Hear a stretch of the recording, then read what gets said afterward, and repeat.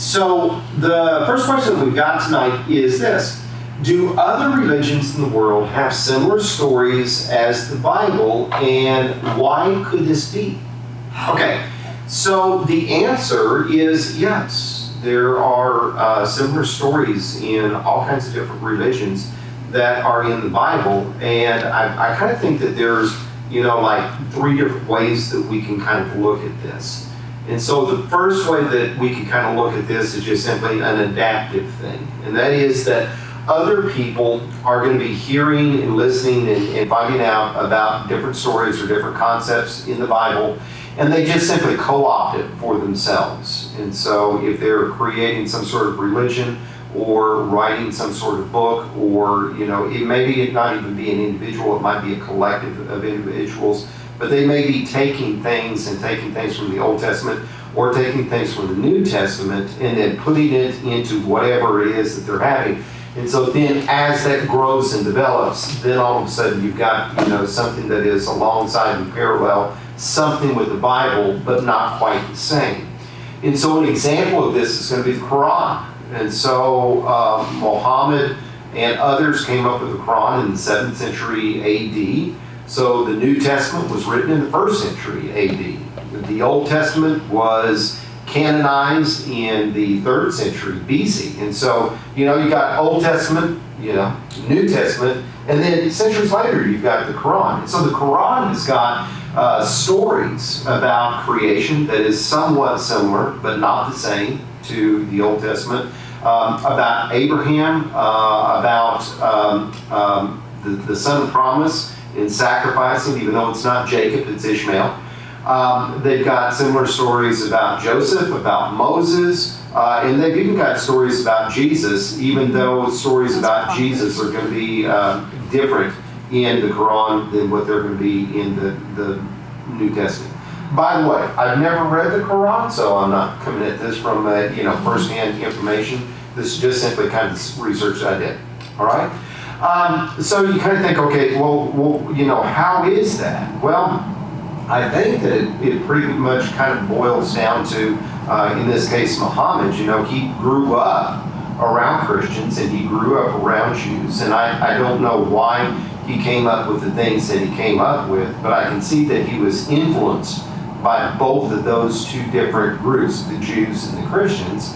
And so as he is coming up with things, you can see that it's kind of coming into its own like that. And so that's just simply, taking and adapting Bible stories and putting it somewhere else, and then we have some similarities, okay? That's one thing. Another thing is just simply something that is going to be passed down from generation to generation. And here is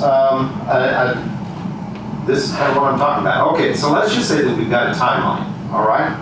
And in that timeline, let's say that there is an event that happens, all right? Now, the people that lead that event, they are going to be telling stories about that event. And if it is of such nature, they're going to be telling their children are going to be telling their grandchildren, and so on and so forth, right? And so as the generations are going to be going on, then, as the passing down, you're going to get maybe a little bit loose with facts, you're going to have some embellishments, you're going to have some add-ins, and so on and so forth. And so as the centuries go on, you might have, several different accounts of this one event, that is kind of codified at this point.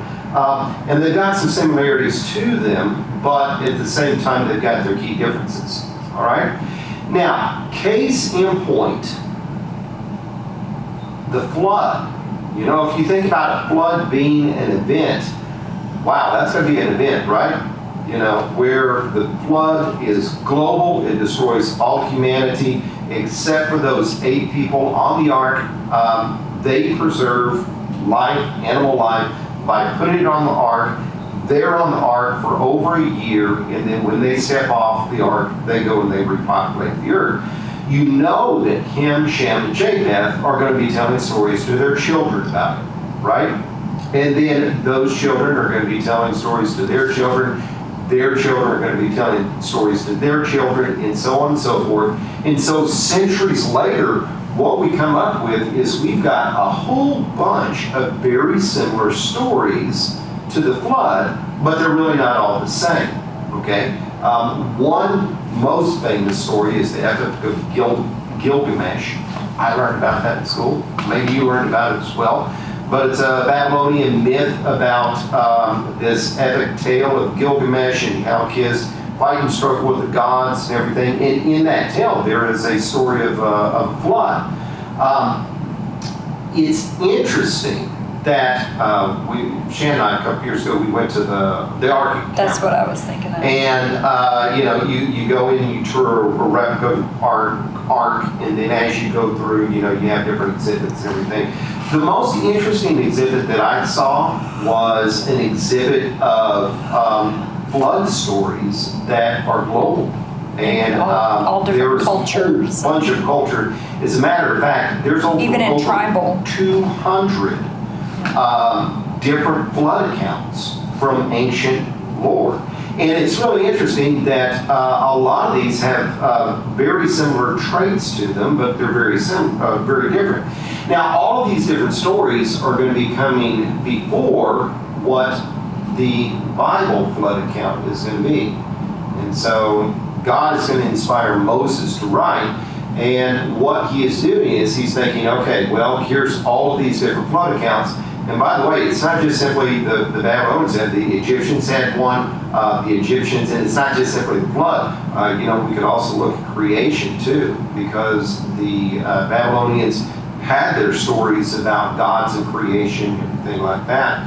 And so the Bible is going to be going and telling the truth back to this event because all of these have such a distortion to it. Now, what people are going to say is, oh, wait a minute, these stories right here occurred before the writing of the Bible, and so the Bible obviously drew from those details. But at the same time, why couldn't this be right? And that is, the Bible is simply saying, hey, let's look at the real fact. Because it was inspired. Because it's inspired. But when you look at these different accounts, what's really interesting to me is that the similarities, not just with each other, but all of these have similarities to the Bible. Many of them have similarities with the Bible. For example, they all have humanity that is angering God or the gods, and judgment is coming on the earth. They all have a flood.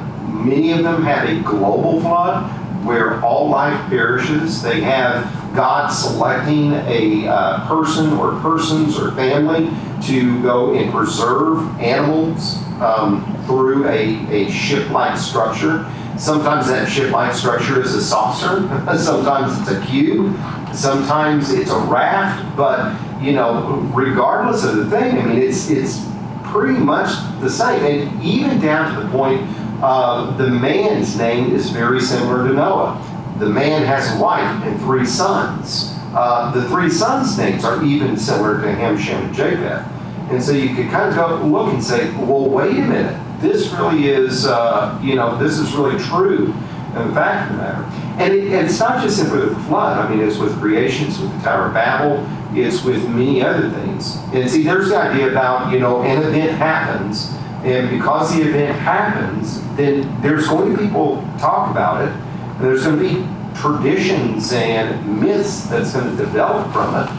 And so all that really, to me, reinforces the biblical account instead of takes away from the biblical account. For people to say, oh, the Bible goes and draws from all of this, it's interesting that some people are going to say, oh, the Bible draws from all this, but all these things really talk about a flood. So how is there not a flood if all of these different groups globally share stories about it? Okay? So there's one thing. Another thing that we've got is just simply we need to understand a little bit about how Satan works in all of this, in these 2 accounts, and in another, or 2 different ways too, about adapting and passing down things. We also need to understand how Satan is going to be working. I mean, in 1 Timothy chapter 4, verse number 1, it talks about how people leave the truth because they are listening to deceitful spirits and teachings of demons. I'm so sorry. And so the teachings of demons, that really is the way where we get false teaching, any kind of false teaching. You know, if Satan is going to be the master deceiver, then he is going to be going and producing all of this deception. All right? Case in point is Hercules.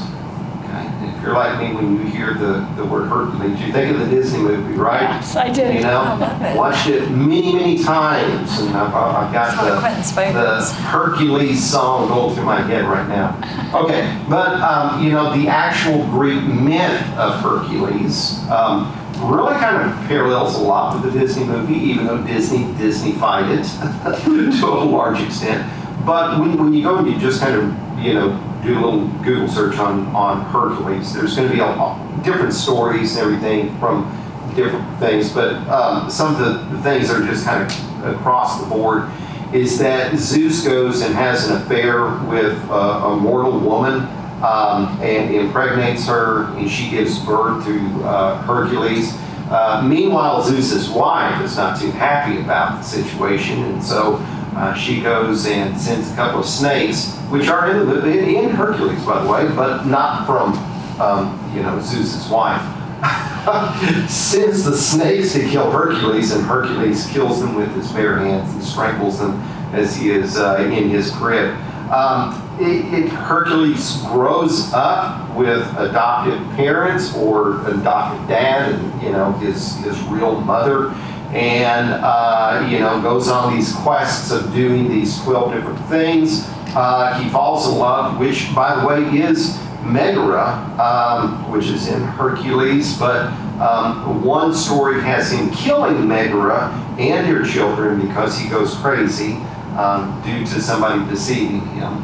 But on his fourth wife was deceived into getting this poisonous cloak and you know, putting this poisonous cloak on Hercules, which poisoned him and left him in great pain, and so he uprooted a bunch of trees and built his own funeral pyre.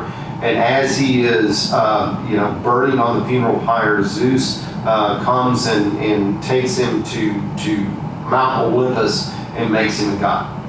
Okay. Now, when you look at that, there's going to be people who say, "Oh, well, there's similarities to Jesus Christ." I mean, you know, you've got God coming and the Holy Spirit is overshadowing Mary. Totally different, but people are going to be saying, "Oh, it's the same." You're going to look at you know, the idea about Zeus being taken up to Mount Olympus. Oh, well, this is the, you know, the ascension of Jesus Christ in heaven. Totally different.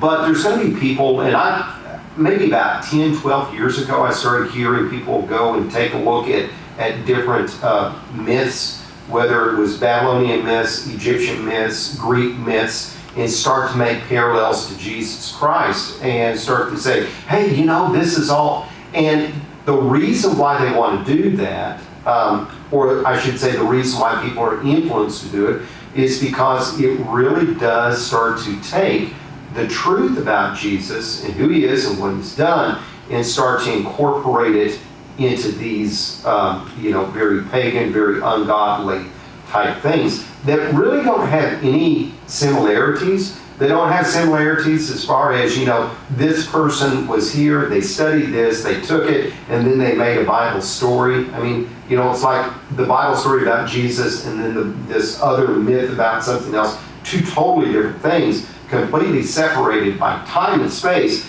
but yet some people say, oh, it was an influence. No, it wasn't. The only influence there is Satan, right? You know, Satan understands a lot more than we give him credit for as far as the plans and the purposes of God.